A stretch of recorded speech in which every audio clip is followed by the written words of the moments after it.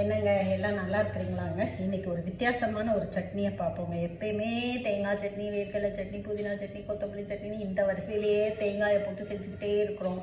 இப்போ எனக்கெல்லாம் அது கொலஸ்ட்ரால் இருக்கிறவங்கெல்லாம் என்னங்க பண்ணுவாங்க? ஸோ கொலஸ்ட்ரால் இருக்கிறவங்களுக்காக ஒரு பொட்டேட்டோவில் வச்சு ஒரு வித்தியாசமாக ஒரு சட்னி பண்ணி பார்ப்போம், ட்ரை பண்ணி பார்ப்போம்னு உருளைக்கிழங்கை வச்சு ஒரு சட்னி செஞ்சு பார்த்தேங்க. செம்ம டேஸ்ட்டுங்க. நீங்களும் ட்ரை பண்ணி பாருங்க. இதுக்கு தேவையானது ஒன்றுமே இல்லைங்க. காஞ்ச மிளகாய், கருவேப்பிலை, கொஞ்சோண்டு கடலைப்பருப்பு, கொஞ்சோண்டு உளுத்தம்பருப்பு, கொஞ்சோண்டு இஞ்சி, சின்ன வெங்காயம் தாங்க. பெரிய வெங்காயம் ஸ்வீட் கொடுத்துருவோங்க, அதனால பெரிய வெங்காயம் போடாதீங்க, டேஸ்ட் கம்மியாகும். ஸோ சின்ன வெங்காயம், உருளைக்கிழங்க கொஞ்சமாக வேக வச்சு எடுத்து வச்சுக்கோங்க. இது கூட ஒரு தக்காளிங்க.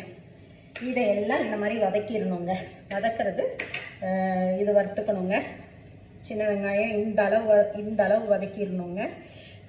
கருவேப்பிலை, உப்பு, கொஞ்சோண்டு உளுந்து, கொஞ்சோண்டு கடலைப்பருப்பு, உருளைக்கிழங்கு வேக வச்சு எடுத்துருக்கேங்க.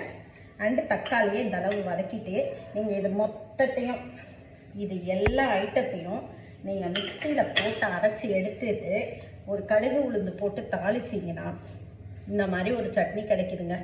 அருமையான ருசிங்க. உருளைக்கிழங்கு சட்னிங்க. செஞ்சு பாருங்கங்க, சாப்பிட்டு பாருங்க.